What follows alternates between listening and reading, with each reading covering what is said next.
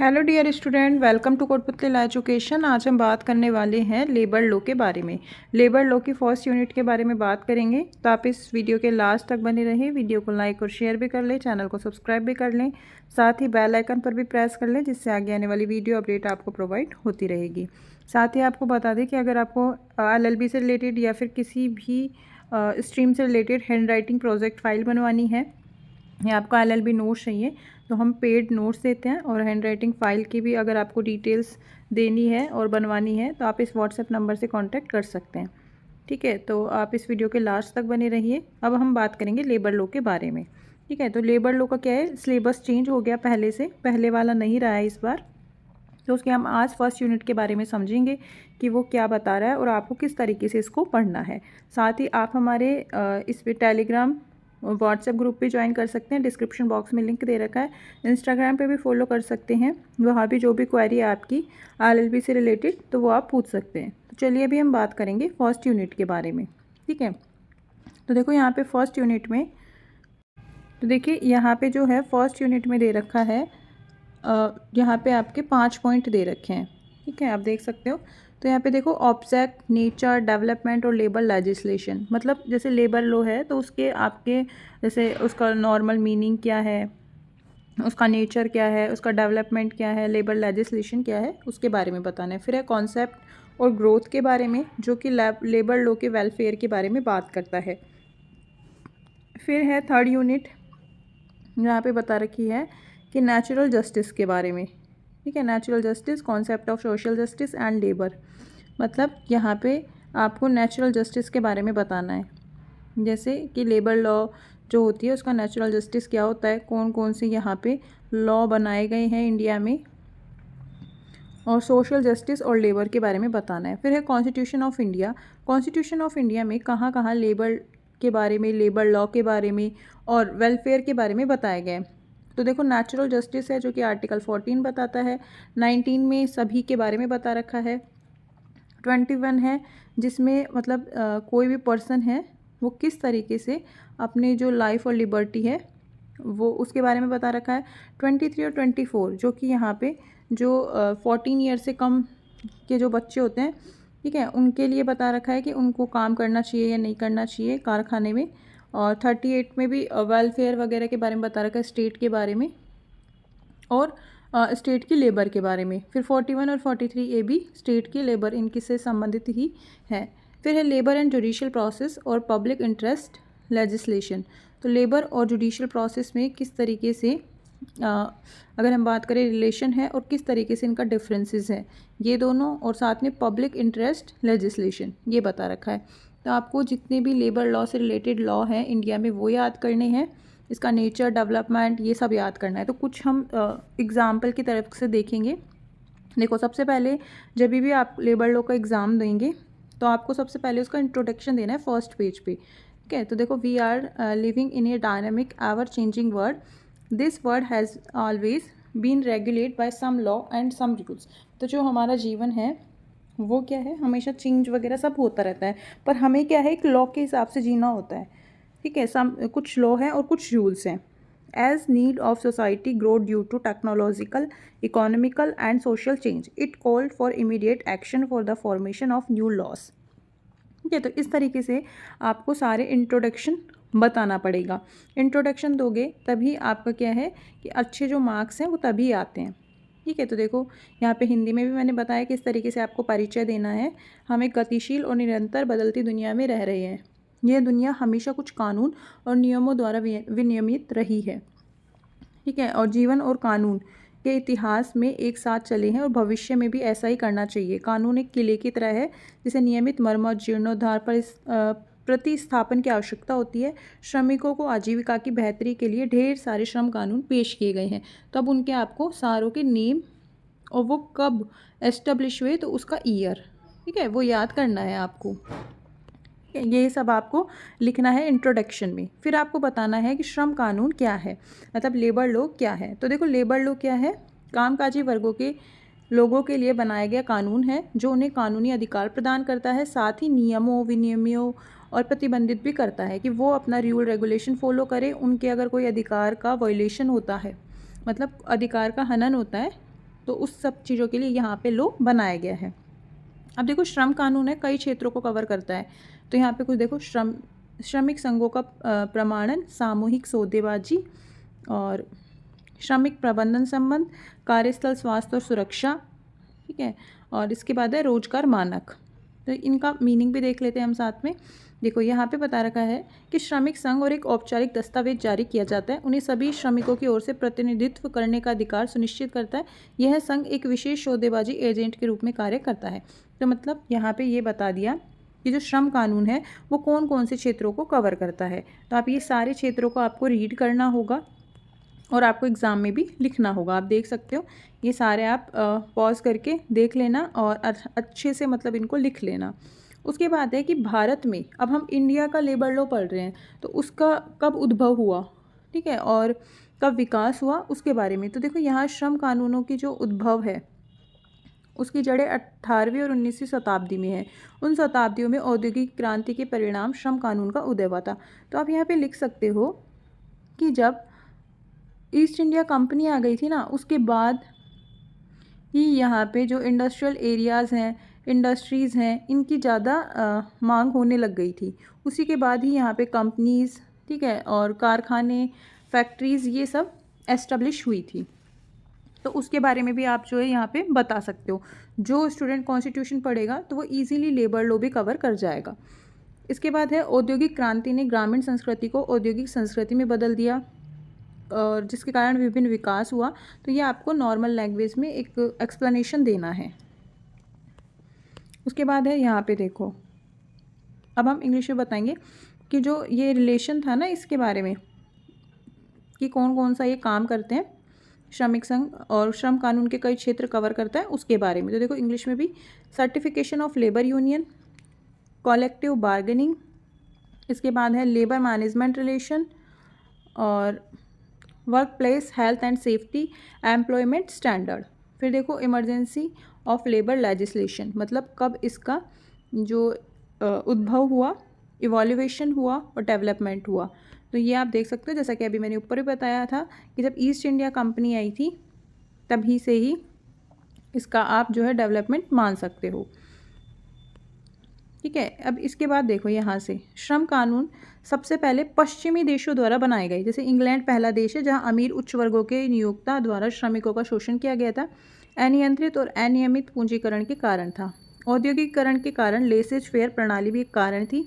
बाल श्रम को रोकना, काम के घंटे को सीमित करना, क्योंकि पहले क्या था, बंधुआ मजदूरी करवाते थे लोगों से, 24 घंटे काम वहीं पे ही रखना उनको और खुद की मर्जी से कोई काम ना करने देना, ना कहीं जाने देना, और लोगों को मार दिया जाता था। इस वजह से यहाँ पे ये सारे जो लॉज हैं ये बनाए गए। इंग्लैंड में रात की पाली को ख़त्म करने के लिए, मतलब जैसे शिफ्ट वाइज काम होता था उसके लिए 1802 में श्रम कानून बनाए गए थे, जबकि यूके की संसद ने श्रम कानून से संबंधित विधेयक पारित किए थे। इंग्लैंड के बाद कई अन्य देश भी श्रमिक वर्गों के संबंध में कानून बनाना शुरू कर दिया था, ठीक है। तो ये आप लिख सकते हो, 1841 में फ्रांसीसी क्रांति के बाद श्रम कानून बनाए गए थे। ये इंपॉर्टेंट लाइन है। जर्मनी, जापान और संयुक्त राज्य अमेरिका ने भी प्रथम विश्व युद्ध के बाद 1935 में श्रम कानून पेश किए गए थे। फिर है इवॉल्यूएशन ऑफ लेबर लेजिस्लेशन। तो यहाँ पे आप देख सकते हो कि law started with the establish of international labour organisation ILO, जिसको हम बोलते हैं 1919 में। It was due to the implementation treaty of Versailles whose objective is to make various policy and programs। मतलब जो ILO है इसका इस्टेब्लिशमेंट 1919 में हो गया था। तो ये आपको बहुत ज़रूरी है लिखना, इंट्रोडक्शन में ही लिख देना इसको। और लेबर लॉ कमीशन भी बनाया गया था, ड्राफ्ट देखो यहाँ पे बता रखा है। और इसके बाद it lead formation on executive body which was known as a triparty organization that include representative from 3 bodies, employee, worker and government। मतलब यहाँ पे 3 बॉडीज़ हैं। इस तरीके से आप करके और डायग्राम बना सकते हो। कौन कौन सी 3 बॉडीज़ हैं, जैसे एम्प्लॉयर हो गया, फिर यहाँ पे हो गया वर्कर और यहाँ पे हो गई government. Certain issue relating to labour were looked into by ILO, मतलब इंटरनेशनल जो लेबर ऑर्गेनाइजेशन है उसके लिए है ये, ठीक है। इसके बाद देखो यहाँ पे इम्पोर्टेंट है ये, India also had labour before independence, some of the law regarding labour classes were, जैसे देखो Indian slavery act 1843, Indian trade union act 1926 और सोसाइटी रजिस्ट्रेशन एक्ट 1860। तो आपको किस तरीके से लिखना है, इस तरीके से डायग्राम बना के कि ये तीनों थे और इनको बॉक्सेस में बंद करने हैं। ठीक है, ये आप हिंदी में भी देख सकते हो। श्रम कानूनों का विकास है जो कि 1919 में अंतर्राष्ट्रीय श्रम संगठन की स्थापना से शुरू हुआ। यह वर्साई की संधि के कार्यान्वयन के कारण हुआ था, जिसका उद्देश्य उनके कार्य मानकों से संबंधित विभिन्न नीतियां कार्यक्रम बनाना है। दुनिया के 187 देश मतलब 187 कंट्रीज इस संगठन के सदस्य हैं, जिसका संविधान श्रम आयोग द्वारा तैयार किया गया था। ये इतना इम्पोर्टेंट है। ठीक है, इसके बाद है कि भारत में भी स्वतंत्रता से पहले श्रम कानून थे। अब वो कौन कौन से थे, तो ये आपको लिखने पड़ेंगे इसमें, और इस तरीके से आप डायग्राम बना के लिख देना। अब देखो ऑब्जेक्टिव क्या है लेबर लेजिस्लेशन का, तो यहाँ पे है कि main objective of labour legislation is to establish a cordial and peaceful relationship between employer और एम्प्लॉय, मतलब शांतिपूर्ण संबंध है एम्प्लॉयर और एम्प्लॉय में। It aimed to maintain harmony between the labor organization and the public, which would help in improving the working condition and its environment. Some of the important objectives of labor law are as follow. तो देखो कौन कौन सा है, establishment all kind of justice for the working people, जैसे social, economic and political. अब जैसे ऐसे पॉइंट आ गए ना, तो आपको किस तरीके से लिखने हैं, मान लो ये पॉइंट लिख दिया, तो इसको आप बॉक्स में बंद कर दो, फिर ऐसे ये लिख दिया तो एक लाइन छोड़ के फिर इसको बॉक्स में बंद कर दो। इस तरीके से आपको लिखना है, और फिर यहाँ पे आप कैसे करोगे, इस तरीके से ऐसे। ठीक है, तो ये क्या हो गया, आपका एक डायग्राम सेट हो गया, और अलग से ये जो पॉइंट्स होंगे वो हाईलाइट हो जाएंगे। देखो आप हिंदी में भी पढ़ सकते हो इनको। ठीक है, पॉज करके अच्छे से पढ़ लेना इनको। फिर है यहाँ पे सिद्धांत के बारे में बात करेंगे हम। देखो यहाँ पे नेचर, जस्टिस, और यहाँ पे इसके प्रिंसिपल लेबर लॉ के। तो देखो सामाजिक न्याय का सिद्धांत है। सामाजिक न्याय का सिद्धांत समानता सुनिश्चित करता है, और धर्म, जाति, सभी लोगों को जो है यहाँ पे लेबर लॉ होती है ना जो हमारी, उसमें सभी लोग जो है यहाँ पे अपना अधिकार भी पा सकते हैं, और अपना जो श्रमिक और मालिक का रिलेशन भी रख सकते हैं। सामाजिक समानता, अंतर्राष्ट्रीय एकरूपता, राष्ट्रीय अर्थव्यवस्था, तो ये आप इंग्लिश में पढ़ सकते हो। Principle of social justice, social equity और international uniformity, national economy, social security. ठीक है, फिर फैक्टर हैं, कौन कौन से फैक्टर हैं ये भी आप देखो, इस तरीके से लिखने हैं आपको, सिर्फ आपको नॉर्मल रीड करना है। ठीक है, एक चीज़ याद करोगे तो आपको आगे भी सारी चीज़ें याद हो जाएंगी। देखो हमारा फंडामेंटल राइट भी है और डायरेक्टिव प्रिंसिपल भी है, सभी में लेबर लॉ के बारे में बता रखा है। उसके बाद है भारत से संबंधित विशिष्ट कारक। ठीक है, तो ये आप देख सकते हो कि राष्ट्रीय आंदोलन के नेताओं ने स्वतंत्रता के बाद बेहतर श्रम कानून बनाने, सभी को समान न्याय दिलाने का वादा किया था, और ये मौलिक अधिकार राज्य के नीति निर्देशक तत्वों में भी शामिल है। अब श्रम कानून का वर्गीकरण देखेंगे, तो यहाँ पे कॉन्स्टिट्यूशन की जो हाँ देखा था ना हमने, कुछ आर्टिकल्स दे रखे थे ऊपर सिलेबस में, उन आर्टिकल में भी आप ये लिख सकते हो। तो देखो यहाँ भारतीय संसद द्वारा श्रम कानून से संबंधित कई कानून प्रावधान किए गए हैं। जब आप इंट्रोडक्शन लिखोगे ना कोई भी क्वेश्चन का लेबर लॉ में, जब आप बड़े क्वेश्चन करोगे तो उसमें आप ये भी लिख सकते हो, श्रम कानून का वर्गीकरण। तो भारतीय संसद है जो श्रम कानूनों से संबंधित कई कानून प्रस्तुत किए हैं। अब उनको क्या है, 4 श्रेणियों में विभाजित कर दिया।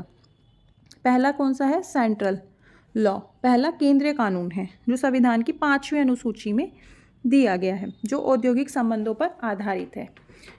दूसरा है राज्य और केंद्र शासित प्रदेशों के औद्योगिक रोजगार अधिनियम है, स्थायी आदेश अधिनियम है। तो आपको क्या है, डायग्राम बना के लिखना है, जैसे या तो आप इस तरीके से लिख सकते हो या फिर आप इस तरीके से। ठीक है, दोनों में आप देख लेना जिस तरीके से भी आपको सूटेबल लगे, डायग्राम जरूर बनाना है हर एग्ज़ाम में। फिर है तीसरा है कारखाना अधिनियम 1948, दुकानें व प्रतिष्ठान अधिनियम जो विभिन्न राज्यों के प्रावधानों के अनुसार बनाया गया है। चौथा अधिनियम है भारत के श्रम सामाजिक कानूनों पर आधारित है, जैसे ग्रेजुएटी भुगतान, मातृत्व लाभ अधिनियम ये। ठीक है, तो ये आपको इस तरीके से लिखना है।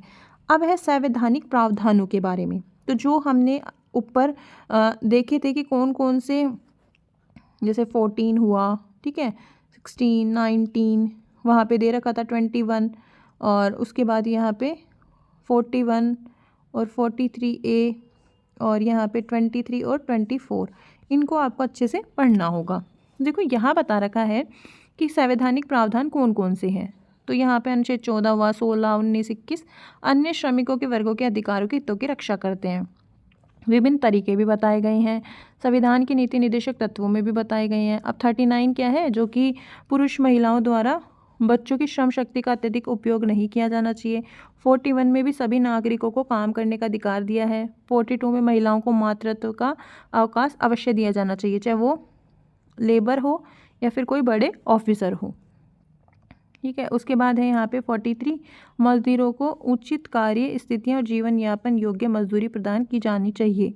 मतलब जितना काम किया है उसके अनुसार ही उनको पेमेंट होनी चाहिए।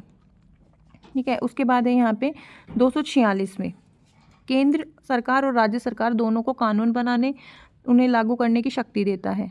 तो यहाँ पे जब हम 7 शेड्यूल देखेंगे ना कॉन्स्टिट्यूशन की, तो उसमें 3 अनुसूचियाँ हैं, यूनियन, स्टेट और कंकरेंट। तो देखो यूनियन जो लिस्ट होती है ना, उस पर क्या होता है, सेंटर कानून बनाता है, स्टेट पे स्टेट बनाता है। अब बची कंकरेंट, जिसको हम बोलते हैं समवर्ती। ठीक है, समवर्ती बोलते हैं। तो जो कंकरेंट होती है ना, उस पे कौन बनाएगा, उस पे बनाएगी सेंटर भी और स्टेट भी, दोनों मिलके अपना लॉ बनाते हैं यहाँ पे। तो देखो फर्स्ट है संघ सूची, इसमें विषय शामिल है जिसके संबंध में केवल केंद्र ही कानून बना सकता है। राज्य सूची में राज्य, समवर्ती में जिसके संबंध में केंद्र और राज्य दोनों जो है अपने लॉ बना सकते हैं। तो इन सूची को याद कर लेना। इसके बाद है यहाँ पे कि जो समवर्ती सूची है, श्रम कानून उसमें आता है, जिसमें स्टेट और सेंटर दोनों कानून बना सकते हैं। श्रम कानून से संबंधित कानून समवर्ती सूची में मौजूद है। अब 7वीं अनुसूची की जो थर्ड है प्रविष्टियाँ इस प्रकार है, देखो 22 में है, 23, 24। तो आप ये पढ़ सकते हो इसमें क्या क्या दे रखा है, और ये आपको एग्जाम में भी इंक्लूड करना है। श्रम कानून से संबंधित कानून समवर्ती सूची में देखो इस प्रकार है। एक है प्रविष्टि संख्या 36, ये कारखाने से संबंधित कानूनों को बताती है। ठीक है, इसमें है कि आपको जो समवर्ती सूची में दिए गए हैं, सिवाय औद्योगिक विवाद अधिनियम 1947 के संघ कर्मचारियों से संबंधित एक को छोड़कर जो सूची एक संघ सूची में दिया गया है। तो आपको ये भी लिखना पड़ेगा। इसके बाद है लेबर लॉ। देखो यहाँ पे बता रखा है, obligation and right in the work place notably those of the employer and employ, labour law is drive from labour jurisprudence.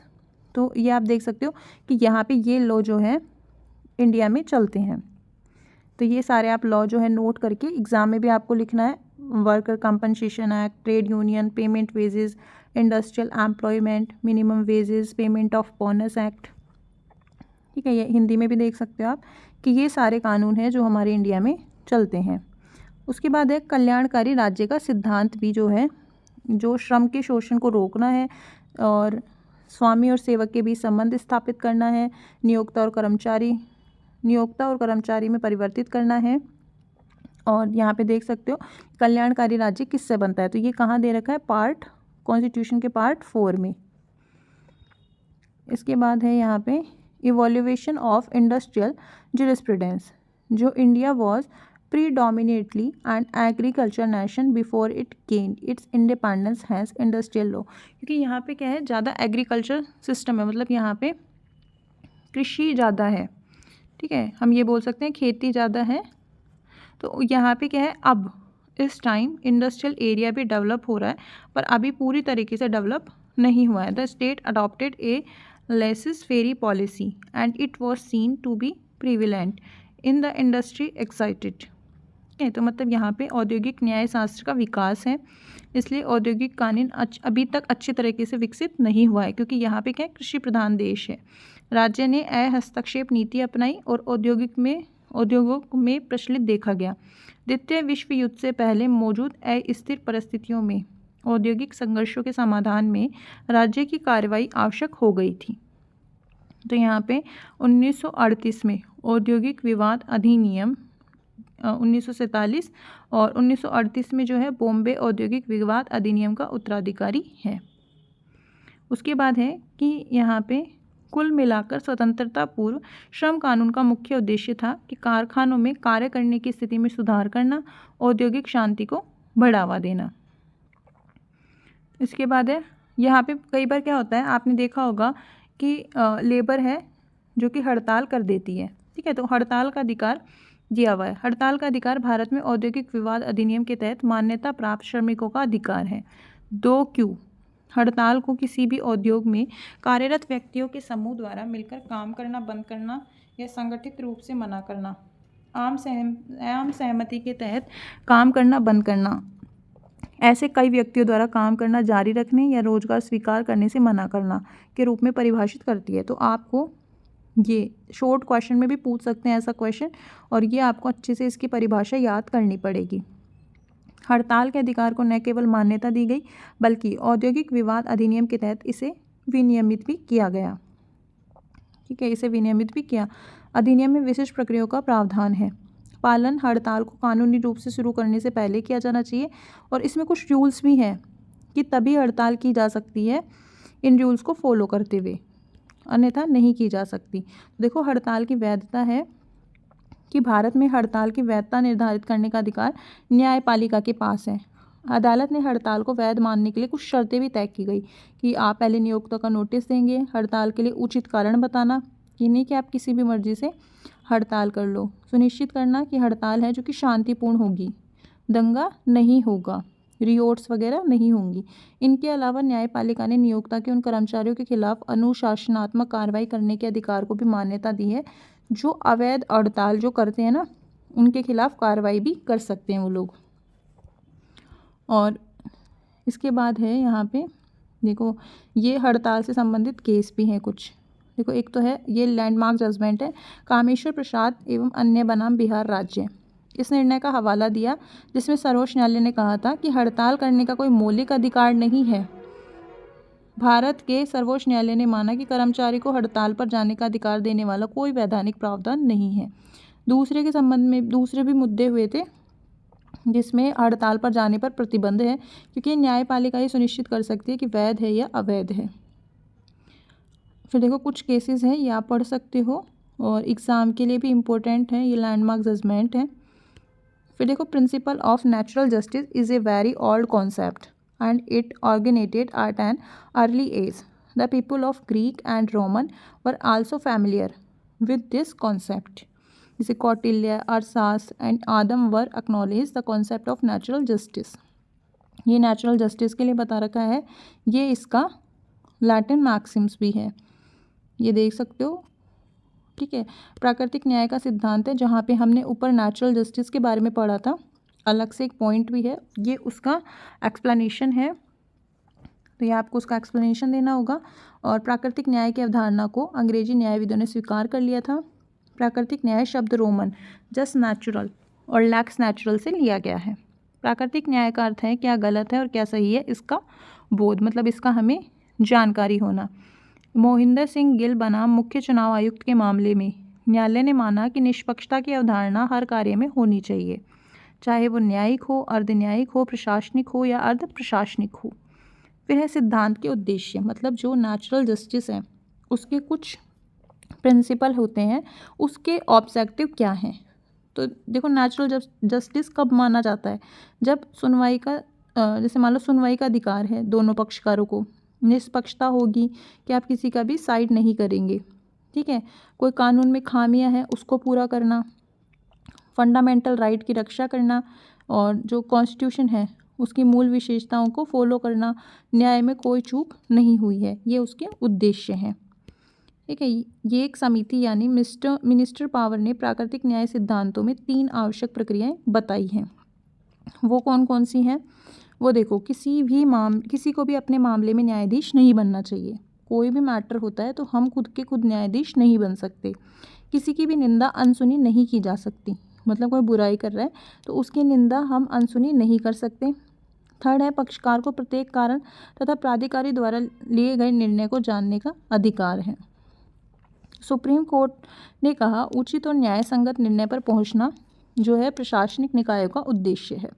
तो ये हमने पढ़ लिया। अब देखो, यहाँ पे बता रखा है कि कोई भी व्यक्ति अपने मामले में न्यायाधीश नहीं हो सकता, तो उसका जो हम बात करें कि उसके जो लैटिन मैक्सिम है वो ये है, नीमो जोडैक्स इन कोसा सुआ, किसी को अपने मामले में न्यायाधीश नहीं होना चाहिए। मतलब कोई भी पक्षपात के नियम की ओर ले जाता है अगर कोई खुद के मामले में न्यायाधीश होता है तो। उसके बाद देखो यहाँ पे कुछ प्रकार दे रखे हैं। फिर है नेक्स्ट ऑडी अल्ट्रम पार्टम, जिसका अर्थ है कि किसी भी व्यक्ति को सुनवाई का उचित अवसर दिया जाना चाहिए। मतलब हम किसी के बिना सुने ही उसको दोषी नहीं ठहरा सकते या दंडित नहीं कर सकते। और फिर है यहाँ पे देखो केसेस भी दे रखे हैं।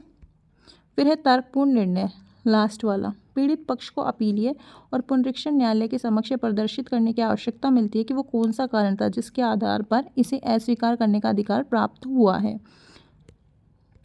फिर देखो जो कॉन्स्टिट्यूशन में ऊपर आर्टिकल दे रखे थे उनका मीनिंग है ये आप कॉन्स्टिट्यूशन का डायरेक्ट भी डाउनलोड कर सकते हो या जब आप कॉन्स्टिट्यूशन पढ़ोगे तभी भी आप देख सकते हो। फिर है पब्लिक इंटरेस्ट लिटिगेशन, इसके बारे में पढ़ना है। PIL मतलब जनहित याचिका, अमेरिकी न्यायशास्त्र से लिया गया है। PIL का अर्थ है जैसे प्रदूषण, आतंकवाद, सड़क सुरक्षा, निर्माण संबंधी खतरे आदि जैसी सार्वजनिक हित की सुरक्षा के लिए कानून की अदालत में दायर मुकदमा। और फिर आप देख सकते हो कि जनहित याचिका के अंतर्गत विचारणीय कुछ मामले इस प्रकार हैं। बंधुआ मजदूरी से संबंधित, उपेक्षित बच्चे, श्रमिकों को न्यूनतम मजदूरी का भुगतान न करना, महिलाओं पर अत्याचार, पर्यावरण प्रदूषण, पारिस्थितिक संतुलन में गड़बड़ी, खाद्य पदार्थों में मिलावट, विरासत और संस्कृति का रखरखाव। ये कुछ केसेस हैं। जैसे इसमें लैंडमार्क जजमेंट है जो सारे इंपॉर्टेंट है, जैसे हुसैनारा खातून हुआ, ठीक है। न्यायमूर्ति किशन अय्यर ने कामगार सभा बनाम अब्दुल थाई के मामले में बोए गए थे सर्वप्रथम। और उसके बाद SP गुप्ता बनाम भारत संघ के मामले में जो है जनहित याचिका का आंदोलन हुआ था। ये कुछ केसेस हैं, ये आप पढ़ सकते हो और इसमें लिख सकते हो, ठीक है। तो ये आपका हो गया कंप्लीट फर्स्ट यूनिट। और ये जो कॉन्स्टिट्यूशन के कुछ आर्टिकल्स दे रखे हैं इनको भी आप जो है डायरेक्ट डाउनलोड करके पढ़ सकते हो और बाकी आप इनसे रिलेटेड नोट्स भी ले सकते हो। और आगे भी ऐसी ही अपडेट्स के लिए आप हमारे चैनल के साथ बने रहिए।